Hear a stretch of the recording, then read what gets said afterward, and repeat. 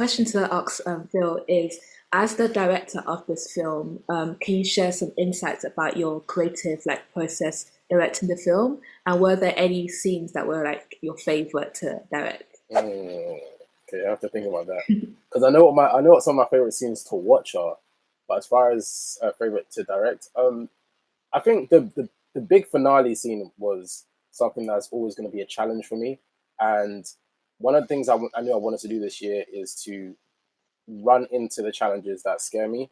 So, like for example, doing a project of this size was quite scary because people just don't do it. Like even if you have a camera, for example, you just don't do it because that's just not the way the industry is. Do you know what I mean? You have to wait for a producer to come along or wait for a production company to come along. So everything is kind of like there's rules, but there's not rules. But I always wanted to run into the challenges that scared me. So that final scene was something that was um, the big climactic scene was definitely something that was fun to direct because of how challenging I knew it would be. It was a case of having everything, the process, how I wanted it to look in my head, but somehow articulating that.